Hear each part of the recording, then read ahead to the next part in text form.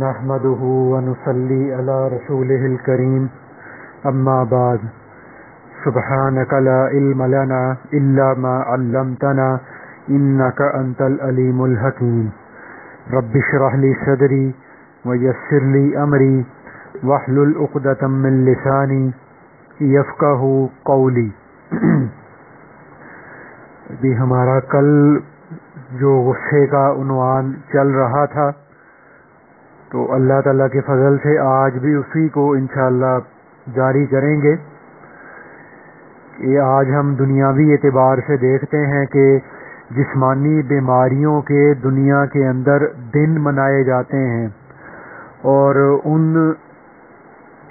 بیماریوں کے دن منائے جاتے ہیں جیسے world cancer day, world diabetes day, world hepatitis day, world cancer day. تو ان دنوں کے اندر جو ہے وہ آگاہی کے لیے واک کی جاتی ہیں، اور میڈیا کے اوپر مختلف قسم کے پروگرام کیے جاتے ہیں کہ یہ کس طرح سے جو ہے وہ دنیا کے لوگ ان جسمانی بیماریوں سے بچ جائیں۔ لیکن آج ہمیں اپنی روحانی بیماریوں کی فکر بالکل بھی نہیں ہے۔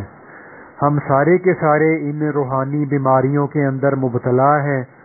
صرف دنیا کے اندر انبیاء کرام علیہم السلام ہی ایسی ہستیاں تھیں جن کو اللہ پاک نے ان چیزوں سے محفوظ اور پاک رکھا تھا۔ تو باقی دنیا کے جتنے بھی انسان ہیں ان کو اپنے اندر سے ان روحانی بیماریوں کو دور کرنے کے لیے محنت کرنی پڑی ہے، اور محنت کرنی پڑے گی، اور محنت کرنی پڑتی رہے گی۔ اللہ کرے ہمارے اندر بھی ان روحانی بیماریوں کی اہمیت پیدا ہو جائے، اور ان روحانی بیماریوں سے شفا حاصل کرنے کے لیے ہم عملی طور پر محنت کوشش کرنے والے بن جائیں۔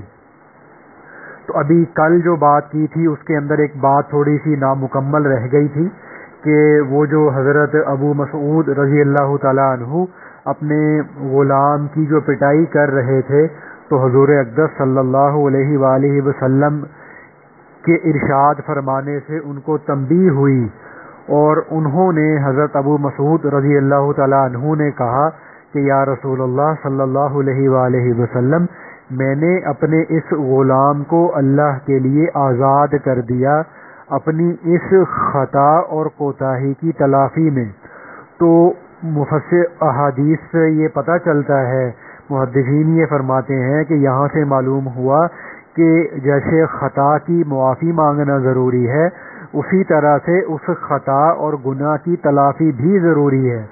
تو حضور اقدس صلی اللہ علیہ وآلہ وسلم نے ارشاد فرمایا، جس کا مفہوم ہے کہ اگر تم ایسا نہ کرتے اور اس غلام پر یہ رحمت کا معاملہ نہ کرتے تو جہنم کی آگ تمہیں جھلسا دیتی اور جلا کے خاک کر دیتی۔ اب اس کے عربی کے الفاظ یہ ہیں، لو لم تفعل للفتحک النار او لمستک النار۔ اب پتہ نہیں میں اس کو صحیح بھی پڑھ سکا ہوں یا نہیں، لیکن اس کے ترجمے کا مفہوم یہی ہے کہ اگر تم ایسا نہ کرتے اور اپنے غلام کے ساتھ یہ شفقت اور رحمت کا معاملہ نہ کرتے تو جہنم کی آگ تمہیں جھلسا دیتی اور جلا کے خاک کر دیتی۔ تو اب یہ صحابی رضی اللہ تعالیٰ عنہ کو ارشاد فرمایا گیا، یہ وہ ہیں جنہوں نے حضور اقدس صلی اللہ علیہ وآلہ وسلم کو دیکھا ہے، ان سے براہ راست دین سیکھا ہے اور ان کی مجالس میں بیٹھے ہیں۔ تو آج ہم میں سے کون ہے کہ جو یہ کہے کہ جی میں تو اتنی تہجد پڑھتا ہوں، اور میں تو اتنے قرآن پاک کے پارے روز کی تلاوت کرتا ہوں، اور میں اتنے اعمال کرتا ہوں، اتنا ذکر و فکر کرتا ہوں، تو میرے غصے پر اللہ کے ہاں کوئی پکڑ نہیں ہوگی۔ تو اب ہم یہ سوچیں کہ، اور یہ بات سوچنے کی ہے یا نہیں کہ اپنی عبادت پر اتنا ناز کہ ہم نے تہجد پڑھی، لہذا مسلمانوں کو اور بھائیوں کو اور بہنوں کو اور بیویوں کو جس طرح چاہو ستاؤ، جس طرح مرضی جو ہے وہ ان کو برا بھلا کہو، اپنا غصہ ان پر جاری کرتے رہو، تو حضور اقدس صلی اللہ علیہ وآلہ وسلم کے صحبت یافتہ حضرت ابو مسعود رضی اللہ تعالی عنہ کے لیے یہ حکم ہو رہا ہے کہ اگر تم نے رحمت نہ کی تو یاد رکھنا قیامت کے دن دوزخ کی آگ تم کو لپٹ جائے گی۔ تو کیا اب ہم صحابہ سے بھی آگے بڑھ گئے ہیں؟ تو جو ایسے ہی ہم جو ہے وہ معاملہ کرتے ہیں کہ ہمیں کسی بھی قسم کی اصلاح کی ضرورت نہیں ہے، کسی بھی قسم کی روک ٹوک کی ضرورت نہیں ہے، تو اب ابو مسعود رضی اللہ تعالیٰ عنہ جیسے صحابی ہیں لیکن ان کو کسی مربی اور مصلح کی ضرورت پیش آئی، اور تو اور حضرت ابو بکر صدیق رضی اللہ تعالیٰ عنہ کو بھی ایک مربی اور ایک مصلح اپنی اصلاح کرنے والے کی ضرورت تھی، جو تمام انبیاء علیہم السلام کے بعد سب سے زیادہ افضل ہیں۔ تو واقعات میں آتا ہے کہ حضرت ابو بکر صدیق رضی اللہ تعالیٰ عنہ اپنے ایک عزیز یعنی رشتہ دار سے ناراض ہو گئے اور اس کو فرمایا کہ اللہ کی قسم اب میں ان پر کبھی احسان نہ کروں گا، اور جن سے وہ ناراض ہوئے تھے وہ بھی صحابی تھے، اور صحابی بھی وہ تھے جو غزوہ بدر میں شریک ہوئے تھے۔ تو جو صحابی جو صحابہ کرام غزوہ بدر میں شریک ہوئے تھے تو وہ اس جنگ کی برکت سے اللہ کے ہاں مقبول ہو گئے تھے، تو اللہ تعالیٰ نے ان کی سفارش فرمائی اور فرمایا الا تحبون ان یغفر اللہ لکم۔ تو مفسرین لکھتے ہیں کہ یہ والی جو آیت ہے الا تحبون ان یغفر اللہ لکم، یہ آیت حضرت ابو بکر صدیق رضی اللہ تعالی عنہ کی شان میں نازل ہوئی، کہ جس کا ترجمے کا خلاصہ یہ ہے، مفہوم یہ ہے کہ اے ابو بکر، کیا تم یہ پسند نہیں کرتے کہ میرا بدری صحابی جس نے جنگ بدر میں حصہ لیا ہے تم اس کی خطا معاف کر دو اور میں قیامت کے دن تمہیں معاف کر دوں۔ تو جب یہ آیت نازل ہوئی تو حضرت ابو بکر صدیق رضی اللہ تعالی عنہ نے اپنی قسم توڑی اور اس کا کفارہ ادا کیا، اور دوسری قسم اٹھائی کہ واللہ انی احب ان یغفر اللہ لی، کہ اللہ کی قسم میں محبوب رکھتا ہوں کہ اللہ تعالی مجھے معاف کر دے اور میں اپنے اس عزیز کی خطا کو معاف کرتا ہوں۔ اور پھر فرمایا کہ اب میں پہلے سے بھی زیادہ ان پر احسان کروں گا۔ تو یہ ہے وہ والعافین عن الناس، کہ اللہ تعالیٰ کے خاص بندے وہ ہیں جو لوگوں کی خطاؤں کو معاف کر دیتے ہیں، اور اس کے بعد واللہ یحب المحسنین ہے کہ معاف کرنے کے بعد اس پر کچھ احسان بھی کر دیا جائے۔ تو اللہ تعالیٰ احسان کرنے والوں کو محبوب رکھتے ہیں۔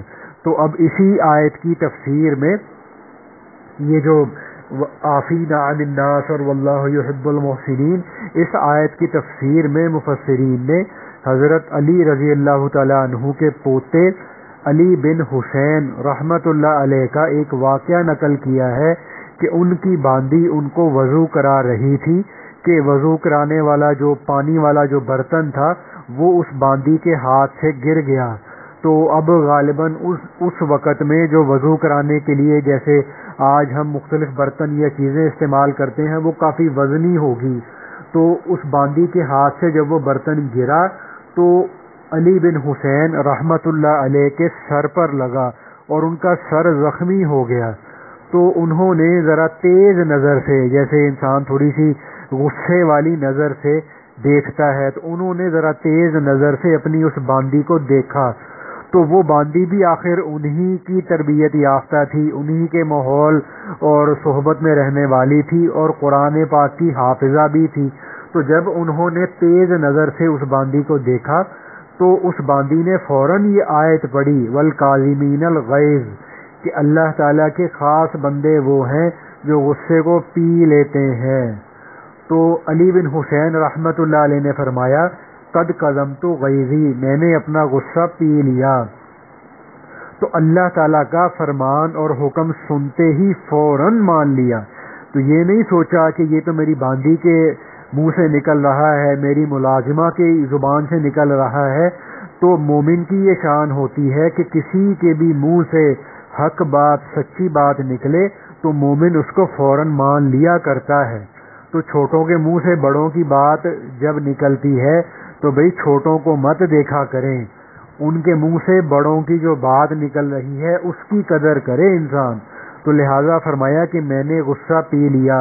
تو اس کے بعد باندی نے یہ آیت تلاوت کر دی، والعافین عن الناس، کہ اور جو لوگوں کو معاف کر دیتے ہیں۔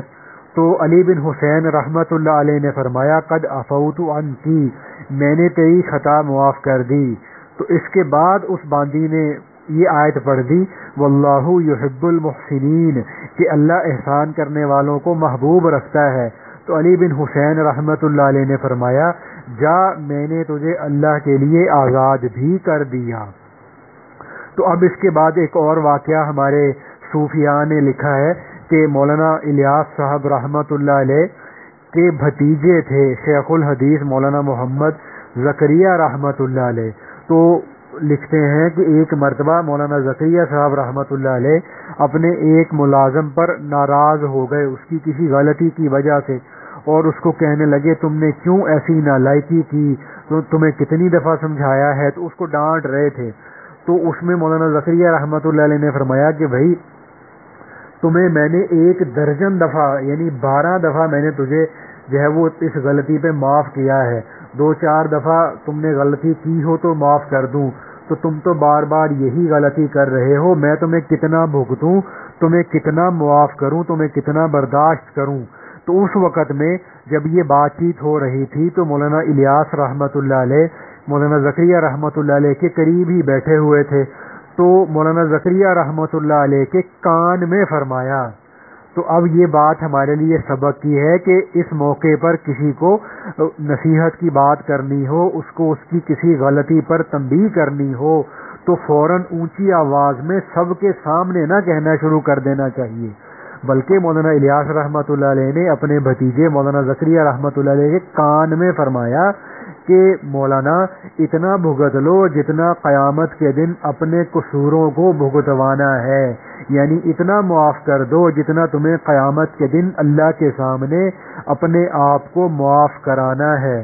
تو فرمایا کہ یہ مت کہو کہ کتنا بھگتوں، فرمایا کہ زیادہ سے زیادہ معاف کر دو۔ تو بعض وقت آدمی غصہ میں کہتا ہے کہ یہ شخص تو ہر وقت غلطی ہی کرتا رہتا ہے، کوئی کام صحیح نہیں کرتا، تو ایسا بندے کو نہیں سوچنا چاہیے، بلکہ اگر غصے میں کسی پر زیادتی ہو جائے تو فوراً ہاتھ جوڑ کر اس آدمی سے معافی مانگنے میں بھی شرمانا نہیں چاہیے۔ تو جس کے ساتھ انسان نے ذرا اس طرح کا معاملہ کیا ہو، اس کو اپنا غصہ اس پر جاری کیا ہو، اس کو راضی کر لینا چاہیے، ورنہ کیا ہوگا قیامت کے دن انسان کو اللہ تعالیٰ کے سامنے پچھتانا پڑے گا۔ تو اس میں ہمارے حکیم الامت مولانا اشرف علی صاحب تھانوی رحمت اللہ علیہ نے اپنے مواعظ میں ایک واقعہ لکھا ہے۔ وہ کیا تھا کہ ایک شخص کی بیوی نے کھانا بنایا اور کھانے کے اندر سالن میں اس سے نمک بہت تیز ہو گیا۔ تو ہاتھ ہی تو ہوتا ہے جس سے سالن میں نمک شامل کرنا ہوتا ہے، اندازہ نہ ہوا نمک تیز ہو گیا۔ تو بھائی اگر اب ہماری بیٹیوں سے اس طرح کی کوئی غلطی ہو جائے تو ہم کیا چاہتے ہیں کہ جی داماد معاف کر دے۔ تو ہماری بیٹیوں کو جب داماد ستاتے ہیں تو وہ بزرگوں سے تعویذ لیتے ہیں، وظیفے پوچھتے پھرتے ہیں، لیکن ہمیں یہ دیکھنا چاہیے کہ ہمارے ماتحت جو بیویاں ہیں وہ بھی تو کسی کی بیٹیاں ہیں، ان پر رحم نہیں آتا۔ جب اپنی بیٹی پر پڑتی ہے تو پھر ہمیں تعویذ یاد آتے ہیں، بزرگ یاد آتے ہیں، نقش یاد آتے ہیں، اللہ والوں کے پاس جاتے ہیں کہ جی داماد بڑا ظلم کرتا ہے تو ہمیں کوئی تعویذ دے دیجیے۔ تو کیا ہوا کہ وہ جو آدمی تھا اس نے جب وہ سالن کو چکھا تو نمک چونکہ بہت تیز تھا تو اب وہ خاموش ہو گیا، اور اس نے اپنی جو بیوی ہے اس کو نہ تو ڈانٹا، نہ ٹوکا، نہ برا بلا کہا، تو اس بات کو برداشت کر گیا۔ تو اپنے وقت پر اس کا انتقال ہو گیا۔ تو انتقال کے بعد وہ کسی شخص کو خواب میں آیا تو خواب میں اس سے پوچھا کہ بھئی تمہارے ساتھ کیسی بنی؟ تو اس آدمی نے کہا کہ اللہ تعالیٰ نے میری بخشش اور مغفرت فرما دی۔ تو خواب دیکھنے والے نے پوچھا کہ بھئی کس عمل کی برکت سے؟ تو ان صاحب نے یہ کہا کہ وہ جو دنیا میں ایک بار میری بیوی سے سالن کے اندر نمک تیز ہو گیا تھا، تو میں نے اس بات کو برداشت کر لیا، کسی ناگواری کا اظہار نہ کیا اور اپنی بیوی کو ڈانٹا ڈپٹا بھی نہیں، اس کو روکا ٹوکا بھی نہیں۔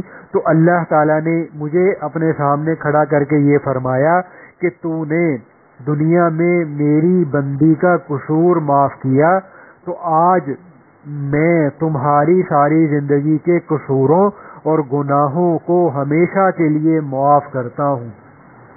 تو یہ اپنے غصے کو پی جانا اتنی بڑی چیز ہے، ایسی اعلی چیز ہے کہ حدیث پاک کے اندر آتا ہے جس کا مفہوم ہے کہ کامل ایمان والے وہ لوگ ہیں جن کے اخلاق اچھے ہیں۔ تو ہمارے دین کے اندر، اسلام کے اندر انسانوں کے بھی حقوق بتائے گئے، جانوروں کے بھی حقوق بتائے گئے۔ تو ابھی حضور اقدس صلی اللہ علیہ وآلہ وسلم نے ایک مرتبہ ارشاد فرمایا جس کا مفہوم ہے کہ جانوروں کی پیٹھ کو منبر مت بناؤ، یعنی گفتگو کرنی ہو تو جانور کی پیٹھ سے اتر کر بات کرو۔ تو اس وقت میں لوگوں کے پاس چونکہ سواری کے لیے یہ جانور ہوا کرتے تھے، تو راستے میں چلتے ہوئے اگر کسی سے ملاقات ہوتی، اس سے کوئی بات کرنی پڑتی، تو لوگ اپنے اسی جانور، اونٹ، گھوڑے، گدھے پر بیٹھے بیٹھے ہی بات کرنا شروع کر دیتے تھے۔ تو حضور اقدس صلی اللہ علیہ وآلہ وسلم نے یہ ارشاد فرمایا جس کا مفہوم ہے کہ جانوروں کی پیٹھ کو منبر مت بناؤ، یعنی کسی سے کوئی بات کرنی ہو تو جانور کی پیٹھ سے اتر کر بات کرو۔ یہ نہ ہو کہ جانور کی پیٹھ پر بیٹھے باتیں کر رہے ہیں۔ گھوڑے وغیرہ، جانور وغیرہ سفر کرنے کے لیے ہیں، تو اسلام تو جانوروں تک پر رحمت کا معاملہ فرماتا ہے۔ اب جانوروں کے ستانے کی بھی ممانعت ہے، تو بھائی ہم یہ دیکھیں کہ ہم لوگ جو اپنی ماؤں کو ستاتے ہیں، جس ماں کے قدموں تلے اللہ تعالیٰ نے جنت رکھی ہے، اور جس ماں کا حق اللہ پاک نے باپ سے 3 گنا زیادہ رکھا ہے، تو ہم جو اپنی بیوی کو ستاتے ہیں، اپنی والدہ کو ستاتے ہیں، تو ہم کتنا اللہ تعالیٰ کی ناراضگی کو اپنے ذمے لے رہے ہیں۔ تو اس لیے ہم اس بات کا دھیان کیا کریں کہ گھر کے اندر والدہ سے یا بعض اوقات بیوی سے یا بعض اوقات بہنوں سے ہمارے مزاج اور طبیعت کے خلاف کوئی بات ہو جاتی ہے تو ہم فوراً اپنے آپے سے باہر ہو جاتے ہیں، تو تاکہ اپنی ماں کو بھی جو ہے وہ برا بھلا کہنا شروع کر دیتے ہیں، گالی گلوچ کرنا شروع کر دیتے ہیں، اور اپنی والدہ کو ڈانٹنا شروع کر دیتے ہیں، اپنے والد کو ڈانٹنا شروع کر دیتے ہیں۔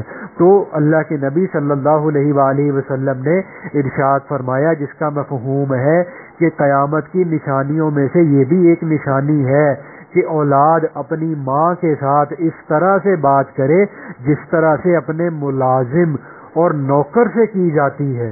تو ہم یہ دیکھیں کہ کہیں ہم یہ معاملہ تو نہیں کر رہے اپنے گھر والوں کے ساتھ، اپنی والدہ کے ساتھ، اپنی بہنوں کے ساتھ۔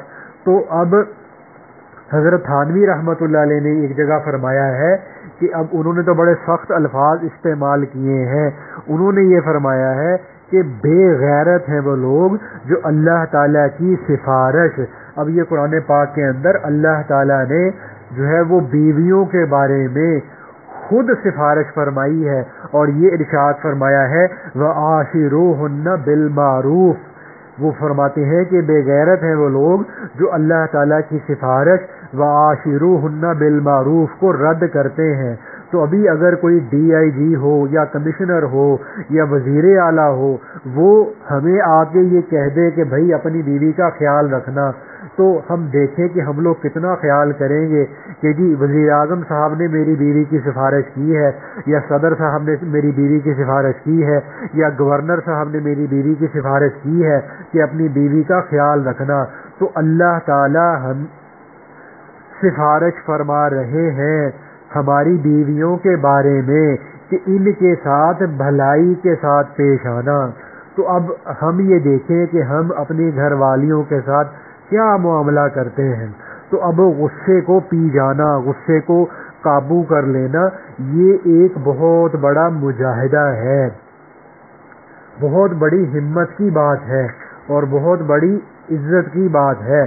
تو ابھی اس میں ہمارے جو سلسلہ نقشبندیہ کے ایک شیخ ہیں ابو الحسن خرقانی رحمۃ اللہ علیہ، تو ان کا واقعہ کتابوں کے اندر آتا ہے کہ یہ جنگل میں جا کر لکڑیاں کاٹ کر گھر لایا کرتے تھے.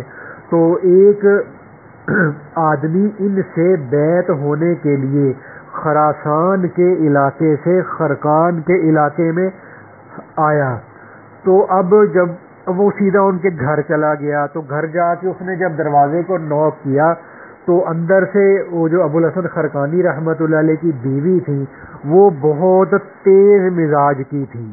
تو بہت ہی جسے کہتے ہیں نا تیز زبان کی، تیز مزاج کی تھی. تو اب اس نے دروازہ کھٹکھٹایا، انہوں نے پوچھا کہ ہاں بھائی کون ہو؟ تو انہوں نے کہا کہ جی ابو الحسن خرقانی رحمت صاحب سے میں بیعت ہونے کے لیے خراسان کے علاقے سے آیا ہوں. تو ان کی بیوی چونکہ بڑی تیز مزاج تھی تو اس نے کہا لا حول ولا قوت الا باللہ، کہ تم نے کس شیطان کی بات میرے سے کر دی، تو مجھ سے زیادہ اس پیر کا حال دنیا کیا جان سکتی ہو ہے.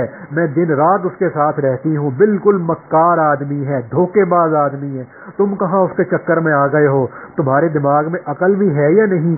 تو اب اس بیچارے کو ان کی بیوی نے اتنی باتیں سنائی، اتنی جلی کڑی سنائی کہ وہ بیچارہ تو پریشان ہو گیا کہ میں تو اتنے سینکڑوں میل کا سفر کر کے جن سے بیعت ہونے کے لیے آیا ہوں، تو اب تو ان کی تو بیوی ان کو اتنا برا بھلا کہہ رہی ہے، تو میرا تو کتنا نقصان ہو گیا، میں کیسے غلط آدمی کے پاس نعوذ باللہ بیعت ہونے کے لیے آ گیا. تو اب وہ بیچارہ دروازے کے باہر ہی کھڑا تھا.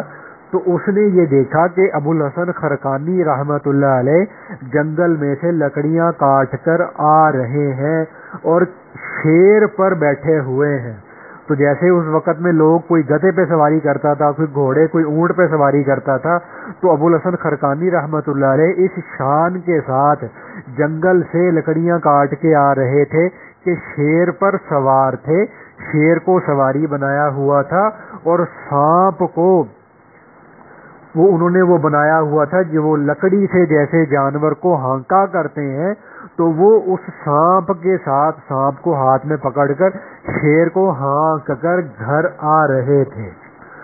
تو اب وہ جو آدمی تھا اس نے کہا کہ حضرت آپ نے اتنی جو ہے وہ بد اخلاق اور اتنی بدتمیز اور اتنی تیز زبان والی عورت سے شادی کی ہوئی ہے. تو وہ بیچارہ بڑا اداس بھی تھا، غمگین بھی تھا. تو ابو الحسن خرقانی رحمت اللہ علیہ نے جب اس کو دیکھا تو وہ سمجھ گئے اور انہوں نے اس کو مسکرا کے یہ فرمایا کہ بھائی کچھ پریشان نظر آ رہے ہو، کیا بات ہے؟ تو اس نے بتایا کہ جی میں نے آپ کے بارے میں پوچھا تو آپ کے گھر سے آپ کے بارے میں مجھے یہ باتیں سننے کو ملی ہیں. تو ابو الحسن خرقانی رحمت اللہ علیہ نے فرمایا کہ بھائی یہ جو اللہ تعالیٰ نے میرے لیے شیر کو مسخر کیا ہوا ہے کہ میں شیر کی سواری کرتا ہوں اور زندہ سانپ کا کوڑا مجھے شیر کو ہکانے کے لیے ملا ہے، تو یہ ساری کی ساری کرامت اور یہ عزت اور فضیلت مجھے اپنی بیوی کی تکلیفوں پر صبر کرنے کے انعام کے طور پر ملی ہے. تو اس کو مولانا جلال الدین رومی رحمت اللہ علیہ نے فارسی کے شعر میں اس طرح فرمایا جس کا ترجمہ ہے کہ اگر میرا صبر اس عورت کی تکلیفوں کے بوجھ کو نہ اٹھاتا تو بھلا یہ شیر نر کب میری بیگاری کرتا اور میرا غلام بنتا. تو اللہ تعالیٰ کی عادت یہی ہے کہ جس کو کوئی نعمت دیتے ہیں مجاہدہ کرا کے دیتے ہیں. تو اب اسی میں آگے ہمارے سلسلہ کے بزرگ تھے حضرت مرزا مظہر جانے جانا رحمت اللہ علیہ. تو یہ بہت ہی نازک مزاج کے تھے، بہت ہی ان کی طبیعت کے اندر نزاکت تھی، حتیٰ کہ ایک دفعہ رات کو سوئے، صبح اٹھے تو کہنے لگے ساری رات میرے سر میں درد ہوتا رہا. تو کسی نے پوچھا کہ حضرت کیا وجہ بنی، کیوں درد ہوتا رہا؟ تو کہنے لگے کہ میں نے جو رات اپنے اوپر رضائی لی ہوئی تھی اس رضائی کی جو سلائیاں ہوتی ہیں، اب تو پوری رضائی سلائیوں سے بھری ہوتی ہے، تو کہنے لگے، فرمانے لگے کہ میری رضائی کی جو سلائیاں تھیں ان میں سے ایک سلائی تھوڑی سی ٹیڑھی تھی. تو جب کسی نے رضائی کو سیا تو باقی ساری سلائیاں تو سیدھی تھیں، لیکن ایک جگہ پر وہ تھوڑی سی ٹیڑھی تھی، تو اس بات کی وجہ سے ساری رات نیند نہ آئی۔ تو اتنی ان کی طبیعت میں نزاکت تھی۔ تو اس وقت کا جو مسلمانوں کا بادشاہ تھا، غالباً اورنگزیب عالمگیر رحمۃ اللہ علیہ اس وقت بادشاہ تھے، اور یہ ان کے غالباً خالہ زاد بھائی بھی تھے۔ تو وہ ایک بار ان کی خانقاہ میں حضرت مرزا مظہر جانے جانا رحمۃ اللہ علیہ کو ملنے آئے، اور بیٹھے ہوئے باتیں کر رہے تھے، اور کہنے لگے، وہ جو بادشاہ تھا کہنے لگا کہ جی پانی پینا چاہتا ہوں۔ تو اس کا یہ خیال تھا کہ اپنے کسی خادم کو کہیں گے کہ جی بادشاہ سلامت کو پانی پلا دو۔ تو حضرت مرزا مظہر جانے جانا رحمۃ اللہ علیہ، چونکہ ان کے دل میں تو صرف اللہ کی عظمت تھی، اللہ کی بڑائی تھی، تو انہوں نے بادشاہ کو کہا کہ بھائی جاؤ اٹھ کے پی لو، تمہیں پانی کا مٹکا نظر نہیں آ رہا؟ تو اب وہ بیچارہ بادشاہ نازک مزاج بادشاہوں کی زندگی گزار رہا، اور والد بھی بادشاہ، خود بھی بادشاہ، محل کے اندر زندگی گزاری۔ تو اب وہ جو پانی پینے گیا، تو پانی پینے کے بعد اس نے وہ جو مٹکے کے اوپر جو پیالہ رکھا وہ تھوڑا سا ٹیڑھا رکھ دیا۔ تو اب جب وہ آ کے بیٹھا تو مرزا مظہر جانے جانا رحمۃ اللہ علیہ نے اس کو کہا کہ بھائی تم بڑے بادشاہ بنے پھرتے ہو، تمہیں پانی پینے کے بعد پانی کے مٹکے پر پیالہ تو رکھنا آتا نہیں، یہ دیکھو تم نے مٹکے کے اوپر پیالہ ٹیڑھا رکھ دیا ہے، تو تمہارے پیالہ ٹیڑھا رکھنے سے میرے سر میں درد ہونا شروع ہو گیا ہے۔ تو یہ ایسے نازک مزاج آدمی تھے۔ تو حضرت مرزا مظہر جانے جانا رحمۃ اللہ علیہ کو اللہ پاک کی طرف سے الہام ہوا کہ ادھر دہلی میں ایک نہایت بد مزاج، غصے والی اور بد اخلاق عورت ہے، تو اگر تم اس سے نکاح کر لو گے تو سارے عالم میں ہم تمہاری روحانیت کا ڈنکا پٹوا دیں گے۔ تو اب اہل اللہ کو الہام بھی ہو جاتا ہے۔ تو انہوں نے کیا کیا، تو انہوں نے اس عورت کے ساتھ نکاح کر لیا۔ تو اب اس کے بعد کیا ہوا کہ ایک کابل کے علاقے سے ایک پٹھان، افغانستان میں کابل کے علاقے سے ایک پٹھان بیعت ہونے کے لیے آیا ہوا تھا۔ تو بیعت ہوا، خانقاہ میں وہ اپنا وقت گزار رہا تھا۔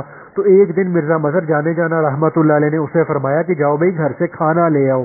تو اب وہ گھر گیا، آواز دے کر کہا کہ جی حضرت نے بھیجا ہے، کھانا منگوانا ہے۔ تو اب پھر کیا تھا، تو اب چونکہ ان کی بیوی بھی اسی طرح سے ذرا تیز زبان کی تھی، اس نے حضرت مرزا مظہر جانے جانا رحمۃ اللہ علیہ کو وہ برا بلا کہنا شروع کر دیا، بلکہ چوتھا پانچواں گیئر اس نے لگا دیا کہ بڑا جو ہے وہ شیخ طریقت بنا پھرتا ہے، اور بڑی اپنی مجالس کے اندر ملفوظات بیان کرتا پھرتا ہے، اس کو اتنا پتہ ہی نہیں ہے، اس کو اتنی عقل ہی نہیں ہے کہ میں نے کب سے کھانا بنایا ہوا ہے، اور میں کھانا بھیجنے کے انتظار میں کب سے بیٹھی سوکھ گئی ہوں، تو یہ ہے وہ ہے، تو اس کو بندوں کے حقوق کا خیال نہیں ہے، ایسا ہے ویسا ہے۔ تو اب وہ جو کابلی تھا، وہ جو چونکہ پٹھان بھی تھا، کابل کے علاقے کا تھا، تو اب اس کو بڑا غصہ آیا کہ یہ میرے جو ہے وہ پیر صاحب کے بارے میں اس طرح سے باتیں کر رہی ہے۔ تو اس نے تو باقاعدہ چھرا نکال لیا، اس کے پاس تھا، اور چھرا نکال کے اس نے باہر سے ہی کہا کہ اپنی زبان میں یہ کہنے لگا کہ بھائی تم ہمارے شیخ کا بی بی ہو، تم ہمارے شیخ کا بی بی ہو، اس لیے تجھے چھوڑتا ہوں، ورنہ ابھی تیرا کام تمام کر کے یہاں سے جاتا۔ اور واپس اپنے شیخ کے پاس گیا اور ان سے کہا کہ حضرت آپ نے ایسی بد زبان عورت سے شادی کیوں کی؟ تو حضرت مرزا مظہر جانے جانا رحمۃ اللہ علیہ نے فرمایا کہ بے وقوف، یہ سارے عالم کے اندر جو مرزا مظہر جانے جانا کا جو ڈنکا پٹ رہا ہے نا، یہ اسی عورت کے ساتھ شادی کر کے اس عورت کی بد اخلاقی، بدتمیزی اور اس کی بد زبانی پر صبر کرنے کی وجہ سے مجھے یہ مقام اور مرتبہ ملا ہے۔ تو حضرت مرزا مظہر جانے جانا رحمۃ اللہ علیہ کے دور میں حضرت شاہ ولی اللہ رحمۃ اللہ علیہ بھی ہوتے تھے، تو یہ ان کے ہم اثر تھے۔ تو شاہ ولی اللہ رحمۃ اللہ علیہ اپنے وقت کے امام تھے اور صوفیاء کے بھی امام تھے، تو یہ ہمارے سلسلہ نقش بندیہ سے ہی تعلق تھا ان کا بھی۔ تو حضرت شاہ ولی اللہ صاحب رحمۃ اللہ علیہ یہ فرماتے تھے کہ ساری دنیا کو اللہ تعالیٰ نے میرے سامنے ایسے کھول کے روشن کر دیا ہے کہ جیسے تم لوگوں کی ہتھیلی پر چاول کے چند دانے رکھے ہوئے ہوں۔ تو فرماتے تھے کہ اللہ پاک نے مجھے ایسا واضح اور روشن کشف عطا فرمایا ہے، اور میں اپنے اس روشن کشف کی بدولت سارے عالم کے اولیاء کو دیکھ کر یہ تمہیں کہتا ہوں، یہ فیصلہ کرتا ہوں کہ اس وقت میں مرزا مظہر جانے جانا جیسا اللہ کا مقرب اور اللہ کا دوست دنیا میں اور کوئی نہیں ہے۔ تو اب یہ ان کو یہ مقام، یہ مرتبہ کیسے ملا؟ اس عورت کی ایذا پر صبر کرنے سے ملا، اس عورت کی طرف سے برے سلوک جو ہوتے تھے ان کو برداشت کرنے سے ملا۔ حالانکہ خود اتنے نازک مزاج تھے کہ رضائی کی سلائی ٹیڑھی تھی تو اس پہ سر میں درد ہو گیا، بادشاہ نے پانی والا پیالہ تھوڑا ٹیڑھا رکھ دیا، اس پہ سر درد ہو گیا، لیکن اتنے نازک مزاج ہونے کے باوجود اپنی بیوی کی بد اخلاقی کو برداشت کیا، اس پہ کبھی اپنا غصہ نافذ نہیں کیا، اس کو کبھی بھی جو ہے وہ آپے سے باہر ہو کر برا بھلا نہیں کہا۔ تو اسی کا نام استقامت ہے کہ ایمان لانے کے بعد اللہ کے راستے پہ جمے رہنا۔ ان الذین قالوا ربنا اللہ ثم استقاموا۔ لیکن آج ہم کیا ہوتے ہیں کہ ہم ایک وقت میں ایسے ہوتے ہیں کہ جناب مراقبے میں سر جھکایا ہوا ہے اور ساتویں آسمان پر پہنچے ہوئے ہیں، اور گھڑی میں اولیاء بنے ہوئے اور گھڑی میں بھوت بنے ہوئے ہیں کہ کچھ دن تو بالکل فرشتے بن گئے، اور جب نفس کا غلبہ ہوا تو سب چھوڑ چھاڑ کے بالکل شیطان بن گئے۔ جب غصہ آیا تو پھر یہ بھی نہیں دیکھا کہ میں اپنی والدہ سے کیسی بات کر رہا ہوں، اپنی بیوی سے میں کیسی زبان میں بات کر رہا ہوں، اور اپنے گھر والوں سے میں کیسی زبان میں بات کر رہا ہوں، تو بالکل بدتمیز ہو جاتے ہیں، گالیاں دینے لگتے ہیں۔ تو اس وقت میں ہم بالکل یہ بھول جاتے ہیں کہ جی میں نے رات کو تہجد بھی پڑھی تھی، اشراق بھی پڑھی تھی، اور میں نے تو جو ہے جناب اسم ذات کا اتنے ہزار دفعہ ذکر بھی کیا تھا۔ بس اندر کا خبیث مادہ، غصے کا مادہ باہر آیا، اور اسی وقت میں شیطان بن گئے اور اپنے سے کمزور کی پٹائی کرنا شروع کر دی، جو منہ میں آیا بکنا شروع کر دیا۔ تو اس وقت میں انسان بالکل شیطان بن جاتا ہے، کیونکہ جو شیطان ہے یہ آگ سے پیدا ہوا ہے، اور حدیث پاک میں آتا ہے جس کا مفہوم ہے کہ غصہ بھی آگ سے پیدا ہوتا ہے۔ تو اب علامہ آلوسی رحمۃ اللہ علیہ نے یہ حدیث نقل کی ہے جس کا مفہوم ہے کہ غصے سے بچو، کیونکہ یہ آگ کا شعلہ ہے جو ابن آدم کے دل میں سلگتا ہے۔ اور آپ صلی اللہ علیہ وآلہ وسلم نے 2 دلیلیں بیان فرمائی کہ غصے کا مادہ اور اس کے اجزاء آگ سے بنے ہیں۔ تو پھر فرمایا جس کا مفہوم ہے کہ کیا تم نہیں دیکھتے ہو جس پر غصہ چڑھتا ہے اس کی گردن کی رگیں پھول جاتی ہیں اور اس کی آنکھیں لال ہو جاتی ہیں۔ تو آنکھیں بتاتی ہیں کہ اندر آگ ہے، آگ جل جائے تو شیشے کے باہر سے لال لال آگ نظر آتی ہے، آنکھیں شیشہ ہے، یہ بتاتی ہے کہ انسان کے دل میں آگ لگی ہوئی ہے۔ اور دوسری دلیل کیا فرمائی کہ اس کی گردن کی رگیں بھی پھول جاتی ہیں۔ تو غصے میں گویا آدمی شیطان بن جاتا ہے، اور شیطان آگ سے پیدا ہوا ہے، اور غصے میں دل میں آگ لگ جاتی ہے۔ لہذا غصہ میں جو شیطانی کام بھی ہو وہ بعید نہیں ہے۔ تو غصے میں ایسے خطرناک کام لوگوں سے جو ہے وہ سرزد ہو جاتے ہیں کہ جن کا ہم عام زندگی میں تصور بھی نہیں کر سکتے۔ تو لوگ غصے میں لوگوں کو گالی دیتے ہیں، بعض لوگوں نے غصے میں اللہ کی ذات کو گالی دے دی، اور بعض لوگوں نے تو غصے میں شریعت کو گالی دے دی، مسلمان سے کافر ہو گئے۔ غصے میں انسان اپنے ماں باپ سے لڑ جاتا ہے، اپنی بیوی پر حد سے زیادہ سختی کر دیتا ہے، ظلم کر دیتا ہے، اور اس کی وجہ سے اس کی آہ بھی لے لیتا ہے۔ غصے میں بیوی شوہر کے ساتھ گستاخی کرتی ہے، اور بیٹا باپ سے گستاخی کرتا ہے، شاگرد استاد سے گستاخی کر لیتا ہے، مرید شیخ سے گستاخی کر لیتا ہے، اور امتی اپنے نبی صلی اللہ علیہ وآلہ وسلم سے گستاخی کر لیتا ہے، اور بندہ اپنے بنانے والے، پیدا کرنے والے اللہ تعالیٰ سے لڑنے لگ جاتا ہے۔ تو یہ ایسی خطرناک بیماری ہے غصہ۔ تو اس خطرناک بیماری کی وجہ سے انسان اپنے بڑوں کی شفقتوں اور محبتوں اور توجہات سے محروم ہو جاتا ہے۔ اگر شاگرد استاد سے لڑ پڑے تو کیا استاد اس پہ شفقت کرے گا؟ تو جو بھی اپنے بڑوں کا ادب کرے گا اپنے بڑوں کی عنایات سے، دعاؤں سے، شفقتوں سے مالا مال ہو جائے گا۔ تو اس لیے بھائی اللہ پاک ہمیں سب کو اس کی توفیق دے کہ ہم اپنے بڑوں کے معاملے میں ایک دم پانی ہو جائیں، ایک دم پگھل جائیں، ایک دم نرم ہو جائیں۔ وہ جیسے چاہیں ہم پہ ناز دکھاتے رہیں، ہم پہ غصہ کرتے رہیں، ہم کو ڈانٹتے رہیں، ہم کو روکتے ٹوکتے رہیں، ہم اس کو برداشت کریں۔ تو اب یہ غصہ ایسی بیماری ہے کہ جس کی وجہ سے دنیا کے اندر کتنے گھر برباد ہو گئے، کتنے رشتے اجڑ گئے. اب اگر کسی کو اب انسان جیل میں جائے تو جیل میں جا کے وہاں پر جو قیدی ہے اس سے پوچھے کہ بھائی تمہیں جو ہے وہ قتل کیا, تم نے قتل کیوں کیا, تو وہ کیا کہے گا کہ جی بس کچھ نہ پوچھو, غصہ آ گیا.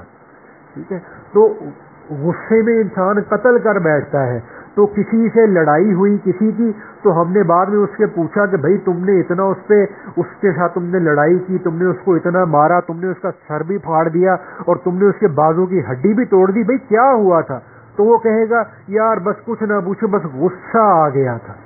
ٹھیک ہے, تو یہ ایسی چیز ہے. تو ہم ایسے لوگ ہیں, ہم تبلیغ میں بھی جاتے ہیں, ہم مدرسوں میں پڑھتے پڑھاتے بھی ہیں, ہم صوفی بن کے مراقبے بھی کرتے ہیں, ہزاروں کی تعداد میں ذکر بھی کرتے ہیں, لیکن جب غصہ آتا ہے تو ہماری تبلیغ بھی ایک طرف رہ جاتی ہے, ہمارا پڑھنا پڑھانا بھی ایک طرف رہ جاتا ہے, اور ہمارے ذکر اذکار مراقبے صوفیت بھی ایک طرف رہ جاتی ہے.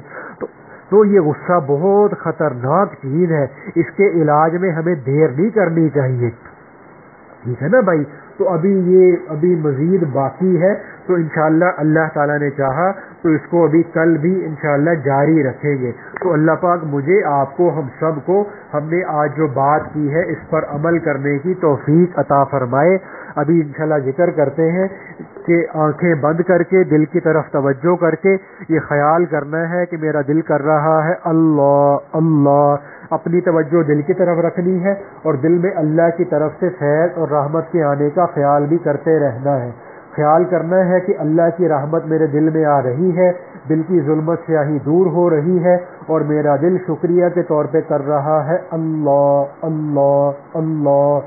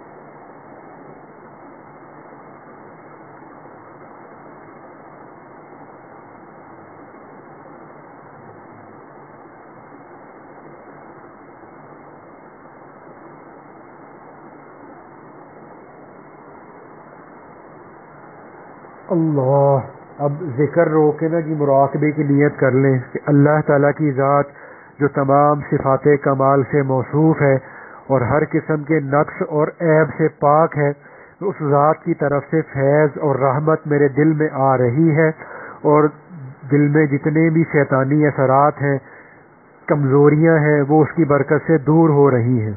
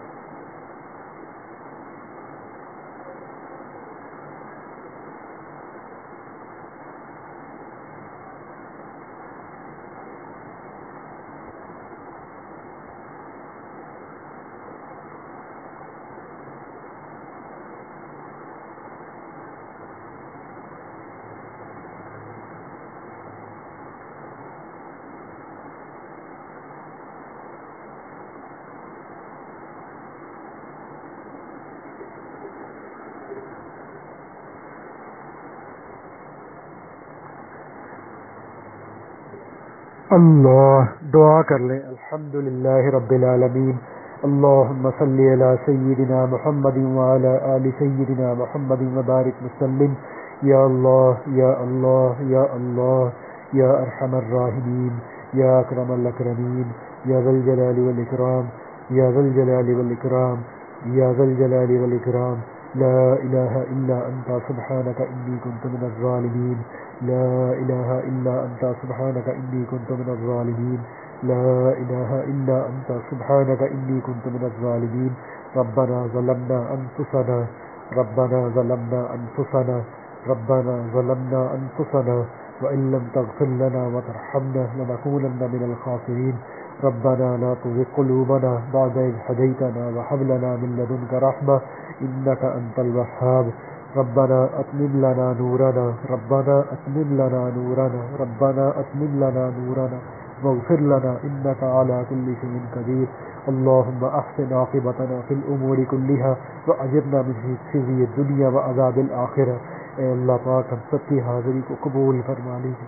اے اللہ پاک ہم سب کو اپنی محبت اپنی معرفت عطا فرما دیجیے. اے اللہ پاک ہم سب کو جتنی بھی یہ روحانی بیماریاں ہیں اے اللہ پاک ان سے شفا عطا فرما دیجیے. اے اللہ پاک یہ غصے کی بیماری سے اے اللہ پاک ہم سب کو شفا عطا فرما دیجیے. اے اللہ پاک آج تک ہم اس بیماری میں مبتلا رہے.